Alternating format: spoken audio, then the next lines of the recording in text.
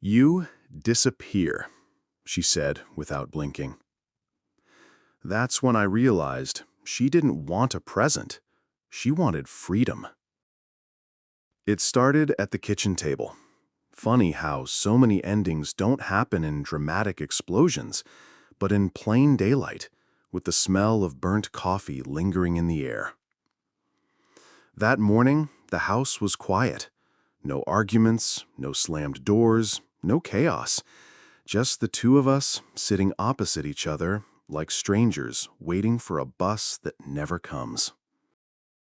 Her birthday was coming up in a week, and I did what I always did.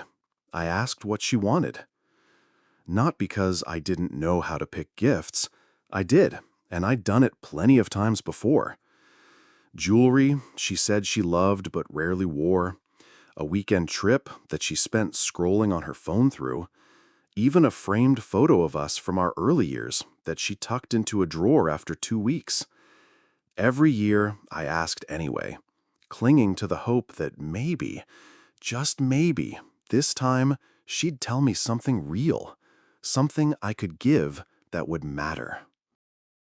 I stirred my coffee absent-mindedly, watching her across the table. She barely looked up from her phone when I asked, "So, what do you want for your birthday this year?" She didn't pause, didn't smile, didn't even fake the kind of thoughtfulness people usually summon when asked a question like that. She just tapped the screen once, set her phone down, and said, "You disappear." The words landed flat, without humor, without edge. No smirk to soften them, no laugh to say she was joking. Just 3 syllables dropped into the middle of our breakfast, like she was ordering toast instead of dismantling what was left of our marriage. I sat there, spoon in my hand, listening to the clock tick behind me. It felt like the world was daring me to react, to make sense of it, to ask her what she meant. But I didn't ask, because deep down, I knew exactly what she meant. It wasn't about birthdays. It wasn't about gifts. It was years of erosion. Her sarcasm cutting deeper than she fought, the humiliations she wrapped as jokes, the way she had slowly turned from my partner into my critic. All of it had been leading here, to this table, to this sentence. You disappear. I nodded once, quietly. She picked her phone back up, already scrolling, already moving on, as if the moment hadn't shifted something enormous in me. I realized then that I wasn't her husband anymore, not in the way that mattered. I was an inconvenience, a shadow in her house, something she wanted gone. And for the first time in years, I considered giving her exactly what she asked for. Sarcasm showed up in our marriage the way ivy shows up on a brick wall, pretty at first, then everywhere, and before you know it, the mortar underneath is crumbling. In the beginning, it felt harmless. She was quick, clever, the kind of woman who could turn a mundane moment into a witty aside. I liked that about her. It made rooms feel lighter. It made me feel lighter. I didn't realize then how easily light can be weaponized. We met at a friend's housewarming. Paper plates, warm beer, a lopsided cake. I was working late weeks on a retrofit project back then, crawling through crawl spaces and reading cracked beams like x-rays. She was all bright eyes and fast observations, calling the ugly chandelier Victorian optimism and making everyone laugh. When she turned that energy on me those first months, it was playful. She teased me for the way I stacked dishes with military precision, for how I parked straight even in empty lots. I took it the way it was offered, affection with sharp edges. Years changed the edges. It happened slowly enough that I can forgive myself for missing the shift. A joke about my wardrobe in front of her friends. He'd wear the same navy shirt to our wedding if I let him, followed by a warm squeeze of my arm as if the squeeze erased the sting. a comment at a family barbecue. Ask him to pick a restaurant and he'll build you a spreadsheet. Met with laughter, a kiss on my cheek, a refill of my drink. That was the formula. Jab, laugh, touch. As if contact could bleach intent. I told myself I was being sensitive. Guys are supposed to shrug that stuff off, right? She's just joking. She's proud of you. Look how she tells your stories. I let it ride, and the ivy climbed. At a friend's game night, the question on a card asked who in the group would write the most boring memoir. She didn't hesitate. My husband, she said, smiling big so it would land soft, but it would be very reliable. The room laughed.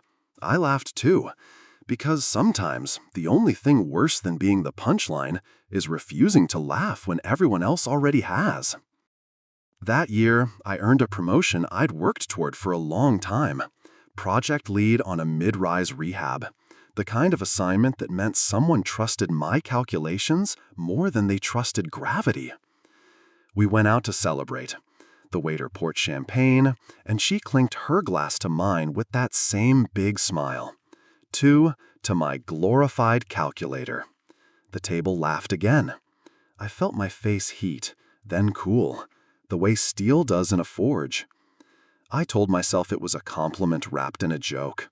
I told myself a lot of things. Even her captions turned.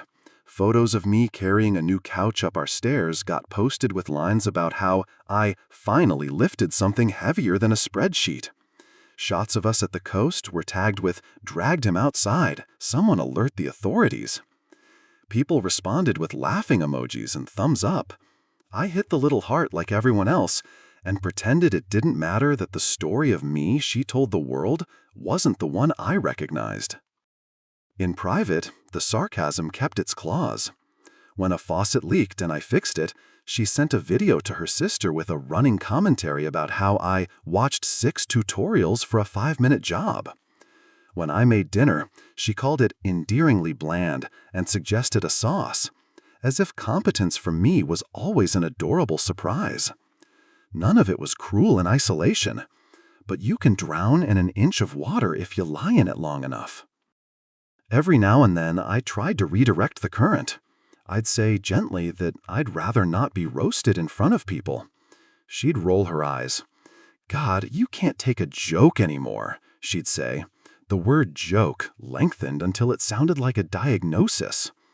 Then came the pat on my shoulder, the peck on my cheek. "See? We're fine. You're fine. Everyone's fine." I became fluent in the language of swallowing. At dinners, I preempted her by mocking myself first. A ridiculous dance where I offered my own throat so she wouldn't come for it. If I seemed to enjoy it, maybe it would sting less. That logic never works. But you convince yourself of strange things in slow-burn situations. You call coping humor. You call erosion banter. Looking back, I can chart the turning points with nauseating clarity. The night she told a table of friends that being married to me was like living with a sensible IKEA instruction manual. Functional, no mystery. The weekend her parents visited, and she narrated my attempts at grilling as if she were hosting a nature documentary. Here we see the cautious male of the species, unsure of fire. Her mother laughed so hard she cried. Her father poured me another beer and looked away. I started to live on delay. I'd come up with the perfect response the next morning, the grown-up version of those arguments you win in the shower long after the crowd has left. The moments kept coming, those little paper cuts. The discomfort became routine, the way a stone becomes smooth under constant water. People think cruelty has to be loud to be real. It doesn't. It can also be polite, grammatically correct, framed with napkin folds and cocktail napkins. It can be dressed in pretty outfits and posted with flattering filters. It can tell you it loves you and then draft you into its content calendar. I wish I could say I put a stop to it. I didn't. I folded myself smaller. I told myself this was adulthood. We rib, we tease, we gently roast, because that's modern love. Ironic, self-aware, quick. I laughed until I started to hear my own voice from far away, like it belonged to some other guy who looked like me. The day she said, "You disappear," I knew those years had been the training ground. The sentence fell out of a mouth that had spent seasons practicing how to turn me into a line. It's not that the moment at the table was so shocking. It was familiar. It was the cleanest, shortest version of what she'd been saying for a long time. I think that's what hurt most. The realization that the ivy hadn't just covered the wall. It had loosened the bricks. I was still standing, yes, but I had allowed the vines to take root on my side too. I had nodded, smiled, gone along. I had let the house I built become a set she performed on. It's easy to mistrust your own memory when the jokes are small. So I did something that felt ridiculous and necessary. I started writing them down, not to keep score, not to present evidence, just to tell myself that I hadn't imagined the pattern. A few lines on my phone after parties, notes in the margins of meeting agendas, scraps of paper in a drawer, little records of laughter that didn't land right. I didn't know then how much I'd need those notes, how they would keep me from rewriting history when the apology tour eventually came, how they'd remind me that endings too can be documented. The kitchen table moment didn't spring from nowhere. It walked in backed by years of easy jokes that always needed me to be the man she could poke and prod without consequence. By the time she asked for her gift, "You disappear," she was simply saying aloud what her jokes had been practicing for. I set my coffee spoon down and watched the ring of brown slowly back to stillness. Calm on the surface, a little whirlpool in the middle. That was us. That was me. And now that I'd named it, I couldn't unsee the pull. Sarcasm might have been the soil, but humiliation was the water that kept her contempt alive. And the thing about water is, it seeps. It finds its way into cracks, into places you thought were solid, until one day you realize the foundation isn't stable anymore. It didn't come in screaming matches. It didn't come in dramatic insults. It came in small, carefully placed cuts that she delivered with a straight face and a sweet tone, always at just the right time to make me look foolish without making her look cruel. Like the time we had dinner with her coworkers. She leaned over with that practiced smile and said, "Oh, don't get him started on construction codes. He'll talk for hours." They laughed politely, and I did what I always did, smiled along, even though what I really heard was, "He's boring. Don't bother listening to him." Or the weekend her sister came over and we were grilling in the backyard. I burned one. She leaned back in her chair, wine glass tilted, and said, "See? Told you he's not exactly Gordon Ramsay." Her sister laughed so hard she snorted. I kept flipping the other steaks, jaw tight, pretending I hadn't heard. But I always heard. That's the thing. When the person who knows you best decides to make you small, their words don't just sting. They stick. They echo. They replay at night when you're staring at the ceiling, wondering when love turned into a performance you couldn't keep up with. It was always in public, rarely just us. When it was us, she didn't need sarcasm. She had silence. But in front of others, that was her stage. That's when she came alive. The sharpest, the funniest, the one with the clever punchlines. And I was her material. The humiliations weren't big enough to defend against. If I pushed back, I looked thin-skinned. If I stayed quiet, I looked like I agreed. It was a trap either way, and she knew it. She thrived in it. I remember one night in particular, her birthday, the year before the birthday. We'd gone out with friends, the usual bar downtown with sticky floors and overpriced cocktails. Someone asked what she wanted as a gift, and she laughed, pointing at me. Him learning how to dance without looking like a malfunctioning robot. The table roared. I laughed too, lifting my glass, but inside, something shifted. I wasn't her partner that night. I was her prop. Humiliation by 1,000 jokes. I think part of me tried to normalize it. Maybe this is just how couples are, I told myself. Maybe I'm too serious. Maybe if I laughed more, it wouldn't hurt. But it always did. And the worst part? The longer it went on, the smaller I became. Not just in her eyes, in mine. I stopped volunteering stories at parties. I stopped sharing victories at work. I stopped talking about the things I loved. I gave her less to weaponize, thinking it would help. But all it did was make me fade. By the time she asked me to disappear for her birthday, I realized she'd been preparing me for that request all along. She'd been training me to be invisible. And the truth? I'd already been halfway gone. They started innocently enough, or at least that's what I told myself at the time. Everyone deserves a night out now then. Everyone needs to blow off steam. But her nights out stopped being exceptions and slowly became patterns, unchallenged rituals that I learned to live around. At first, it was once every couple of months. She'd get dressed, kiss me on the cheek, and say she was meeting Melissa or Chloe for dinner. I'd nod, tell her to have fun, and settle into the couch with a beer and whatever game was on. She'd come home, smelling of wine and perfume, her laughter carrying into the house as she slipped off her heels. But once every couple of months became once a month. Once a month became every other weekend. By the time the 5th year of our marriage rolled around, it was rare to go 2 weeks without her announcing some girls' night. I didn't fight it. I didn't want to be the jealous husband. I told myself I trusted her, that I wasn't going to be the man who put a leash on his wife's freedom. I sat home in my quiet house, convincing myself she deserved it, even while my gut twisted tighter with every slammed door and every late-night return. The later the nights got, the thinner her excuses became. Lost track of time. Traffic was awful. We ended up at another bar. Always the same tone.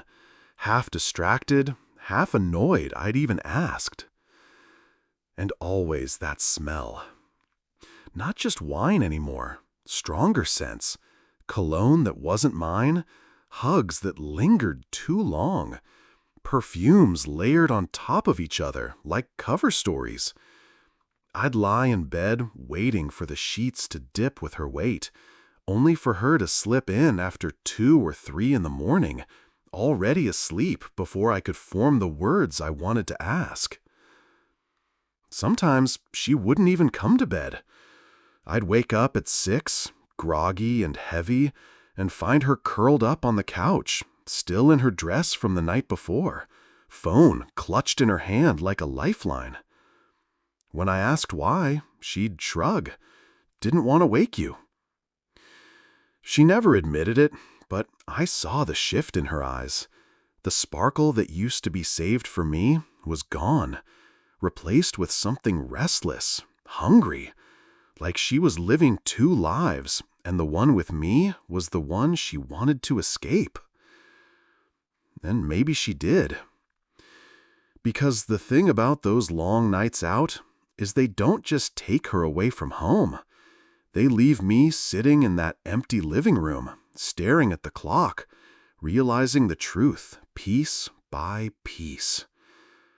She wasn't just stepping out for fun. She was stepping out of us. It's one thing when someone argues with you, rolls their eyes at you, even mocks you in front of friends. At least then you're visible. At least then they're acknowledging your existence. But the cruelest stage comes later, when they stop noticing you at all. That's what happened with her. I can pinpoint it to a handful of moments that should have been ordinary, but instead hit me like a quiet funeral bell. The first was at dinner one Tuesday night. I'd made spaghetti, simple, but it was something. I set the plates down and tried to tell her about a new contract at work. Not a brag, not even excitement. Just me wanting to share a piece of my day. She nodded, eyes fixed on her phone, and said, "Mm-hmm," without looking up once. I finished my plate in silence, wondering if I'd said the whole thing out loud or just imagined it. The second was more subtle. We were at the grocery store, standing side by side in the cereal aisle. We'd done this dozens of times before, debating brands, joking about which one had the least sugar. That day, I reached for a box and turned to her with a smile, but she wasn't looking at me. She was scrolling through her messages, laughing softly at something someone else had said. I realized then that I could have walked away, left the store, even vanished from the world, and she wouldn't have noticed until she needed me to push the cart. The third came on a Sunday morning. I was mowing the lawn, sweat dripping, the hum of the machine filling the air. She sat on the porch with her coffee, sunglasses on, scrolling her phone. I waved once, out of habit. No reaction. Not even the reflexive little smile she used to give me years ago. It was like I wasn't part of the picture anymore. That's when it hit me. She didn't see me. Not really. Not as a man. Not as a partner. Not as someone she once promised forever to. I was background. The walls, the furniture, the hum of an appliance you stop hearing because it's always there. And the worst part? I realized I'd let her train me into it. I had accepted sarcasm as love, humiliation as humor, absence as independence. I had shrunk myself so much that by the time she stopped seeing me, there wasn't much left to notice. So, when she sat at that kitchen table and told me her birthday wish was for me to disappear, I understood. Because in her eyes, I already had. Birthdays are supposed to be lighthearted. Cake, laughter, candles glowing in the dim of a dining room. A moment to feel celebrated, even if only for a night. That's what I wanted for her, even after all the years of sarcasm, the humiliations, the long nights out. I still wanted to give her something. So, when I asked her that morning at the kitchen table, "What do you want for your birthday?" I was expecting anything but what came out of her mouth. "You disappear." Flat. Simple. Not said in jest, not even softened with a smile. Just delivered like a grocery list item. For a moment, I sat there, spoon hovering above my coffee, waiting for her to add a wink or a chuckle, something to tell me I'd misread the tone. But nothing came. She picked her phone back up and went back to scrolling, like she'd just given me directions and moved on with her day. That sentence was the sharpest knife she'd ever wielded, and she didn't even raise her voice. It wasn't the sarcasm of the past. It wasn't a humiliating quip at my expense. It was a request, a declaration. Her birthday wish was freedom from me. I can't explain the cocktail of feelings that hit me in that instant. Numbness, mostly. But underneath, there was something else. Not rage, not heartbreak, just clarity. For years, I'd been waiting for the moment where things snapped back, where we'd reconnect, where she'd finally see me again. But her wish at that table was proof that there was no snapping back. There was no us left to salvage. It was over. She just didn't have the courage to say the word divorce. She didn't want me as her partner anymore. She wanted me gone, erased, invisible. So I nodded. I didn't argue. I didn't push. I didn't beg her to explain herself. I let the silence stretch between us until she shifted in her chair, annoyed at my lack of reaction, and got up to leave the room. The words replayed in my head all day.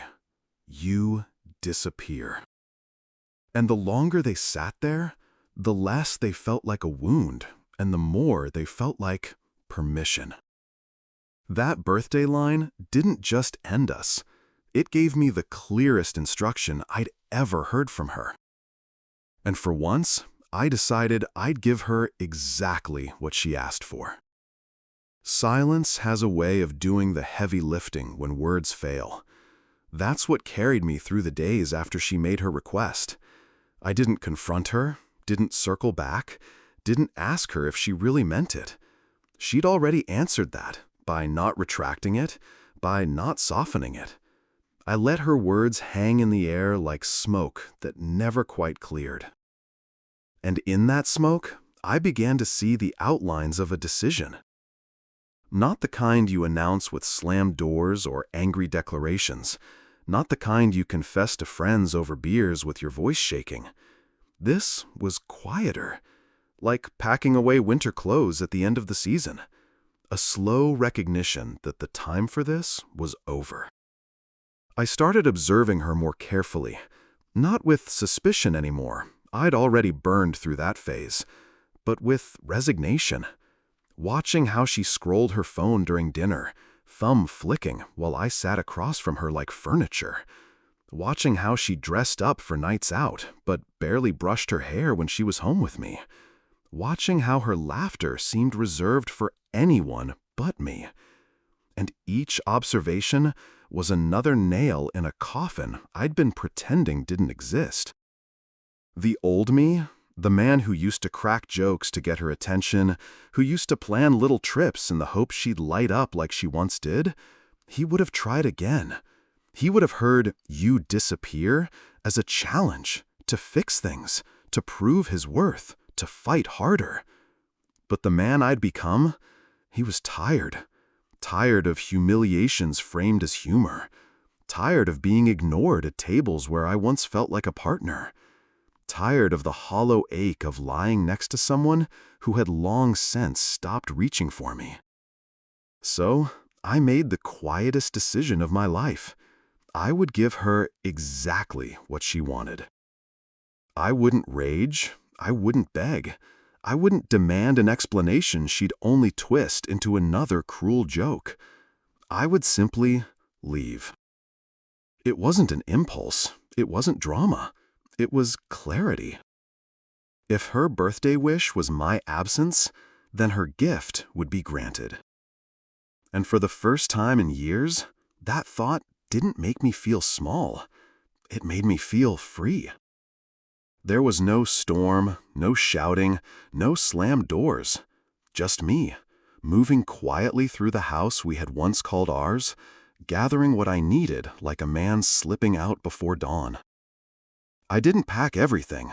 That would have been too loud, too final, too obvious. I chose carefully, just the essentials, the things that reminded me of who I was before I became invisible. A few changes of clothes, my work boots, the old leather jacket I'd had since college. I took my notebooks, the ones where I'd written down her jokes at my expense, not because I wanted to cling to them, but because I wanted to remember. Proof for myself that I hadn't imagined the erosion. I left the wedding photos on the walls, the gifts I'd given her, the furniture we picked out together. All of it could stay. Those things belonged to the version of me that kept trying. The man who thought the right gesture could turn her eyes back toward me. That man was done. The house was eerily cooperative that night. No creaks in the floorboards, no dropped objects, no interruptions. Even the zipper of my duffel bag moved quietly, as if the house itself was helping me along. Every so often, I'd pause, half expecting her to walk in from another girls' night and catch me mid-motion. I wondered what she'd say if she did. Would she mock me for being dramatic? Would she shrug, say "finally," and move past me without care? Or would she, in some rare flash of vulnerability, ask me to stop? I didn't know. But I didn't fear it either, because the truth was, her reaction no longer mattered. When the bag was zipped and propped by the door, I sat for a moment on the edge of the couch. The same couch where I had spent so many nights waiting for her laughter to return home from somewhere else. I ran my hands over the armrest, the fabric worn smooth by years of hoping, of enduring. Then I stood, turned off the light, and walked toward the door. There was no note, no explanation left behind. She didn't need words from me. She'd written her own when she looked me in the eye and said, "You disappear." So, I did. Not with fanfare, not with a bang, just a man carrying a bag, stepping into the night, finally following through on the request that had ended us. And for the first time in a long time, the silence that followed me out wasn't heavy. It was liberating. I half expected silence, for her to wake up, find the space I'd left behind, and shrug, maybe even relish it, proof that she'd gotten exactly what she asked for. But people rarely know what they're asking for until it's given to them in full. She noticed quicker than I thought. The first morning, she texted me, "Where are you? Did you leave early for work?" I didn't respond. By noon, another came. "Your stuff is gone. What's going on?" That was the first time I let myself smile in weeks. Not because I wanted to hurt her, but because the confusion in her words told me what I already knew. She hadn't expected me to actually listen. For years, she had chipped away at me, pushed me into corners with sarcasm and dismissals, and I had stayed. I had endured. She thought this would be the same. Day 2 brought a phone call. I let it ring until it stopped. A voicemail followed, her voice sharp at first, then faltering. "If this is some kind of joke, it's not funny. Call me." But it wasn't a joke. For once, the punchline wasn't mine to swallow. On day 3, the tone shifted. Messages piled in, longer, softer, trying to coat over the years of indifference. "I just want to talk. We can fix this. You're overreacting. Please come home." But the thing about leaving quietly is that it isn't overreacting. It's the purest reaction there is. It's the end of excuses. I imagined her walking through the house, opening closets, noticing the gaps where my things had been. I pictured her staring at the empty hook where my jacket used to hang, at the nightstand drawer that no longer held my notebooks, at the couch cushions that still carried the faint outline of my weight, but no longer my presence. And I wondered if she felt the echo of her own birthday wish in those spaces. She wanted me gone. And now she had it. But from the confusion in her voice, I realized the truth. She hadn't been prepared for a world where her words carried consequences. I had been invisible to her for years, but the moment I truly vanished, she finally began to see me. The first night alone, in a small rented room with just a bed, a chair, and my duffel bag, I thought the silence would crush me. For years, I had imagined leaving, but imagination always painted it as unbearable. Me staring at 4 empty walls, haunted by what I'd lost. But it wasn't like that. The quiet was clean, not heavy like the silence back home, where every pause at the dinner table carried judgment, every unspoken word was a stone between us. This silence was different. It belonged to me.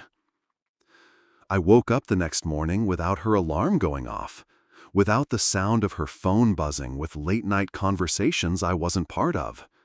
I stretched, breathed, and realized my chest wasn't tight for the first time in years. Peace is a strange thing when you've lived without it for so long. It doesn't roar in, it creeps, Small comforts hit hardest. Making coffee and drinking it hot, not lukewarm because I was too distracted by her sarcasm to sip it. Playing a record she always rolled her eyes at, and letting the music fill the room without apology. Watching the game without bracing for her to sigh and tell me I was predictable. I found myself talking again. Not to anyone in particular, just to myself, to the air. Narrating my cooking, laughing at a memory, even humming along to old songs.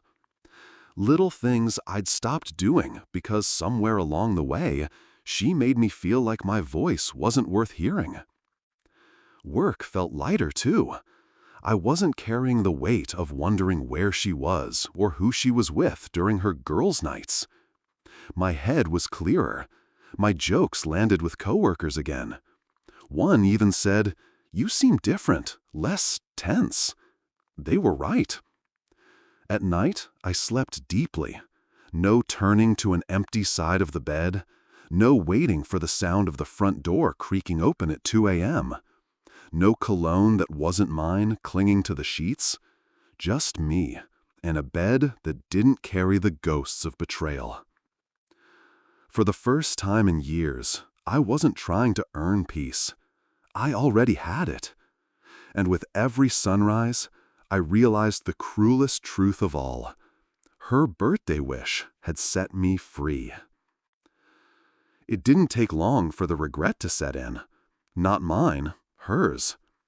The first week, her messages were sharp, defensive. "This is childish. You're making a scene. If you want attention, congratulations, you have it." But as the days stretched, her tone softened. Anger gave way to desperation. The texts turned into calls, the calls into voicemails. I'd play them sometimes, not to torture myself, but to hear the shift in her voice. It was like listening to the stages of grief, all condensed into a series of recordings. The first ones carried irritation. "You're really going to ruin our marriage over a misunderstanding?" The next, guilt-tripping. "After everything I've put up with, this is how you repay me?" Then the fear started bleeding in. "I don't know what to tell people. My parents are asking questions. Just come back so we can talk." And finally, the breaking voice I'd never heard from her before. "Please, I didn't mean it. I didn't mean what I said that morning. I don't want you gone. I don't know what I want, but I don't want this." I listened to that one twice. Not because it moved me, but because I wanted to be sure I wasn't imagining the tremor in her voice. The same woman who once looked me in the eye and said her birthday gift wish was my absence was now crying into a phone, begging for my return. But here's the thing about regret. It doesn't erase the past. It doesn't undo the years of sarcasm, the humiliations disguised as jokes, the nights she chose everyone but me. And it sure as hell doesn't erase the sentence that shattered everything. You disappear. Those words can't be unsaid, and I can't unhear them. I didn't call her back. I didn't text. I didn't rush in to soothe her the way I once would have. Because the man who used to crave her approval, who bent himself into shapes trying to win her softness back, that man was gone too. And for the first time in years, I wasn't the one drowning in regret. She was. There's a strange kind of freedom in being erased. At first, it feels like loss, like being cut out of a photograph. But once the sting fades, you realize you've been handed a blank page. Her birthday request, that I'd disappear, wasn't the curse I thought it was in that moment at the kitchen table. It was permission. Permission to stop living as a punchline. Permission to stop waiting for love to return where it no longer lived.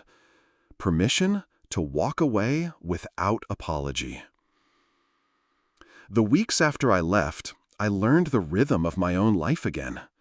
I woke up early and ran by the river, the cold air filling my lungs without the weight of someone else's expectations pressing down. I cooked for myself, simple meals, but ones I actually enjoyed. I bought a small plant for my room, watered it every morning, and for the first time in years, I felt like something in my space was growing instead of decaying. I stopped checking my phone every few minutes, no longer waiting for her texts, her moods, her demands wrapped in sarcasm. The silence that followed me wasn't emptiness, it was peace. Her regretful calls kept coming for a while, then slowed, then stopped. And when the silence finally became mutual, I didn't ache for it. I welcomed it. Because I wasn't her shadow anymore.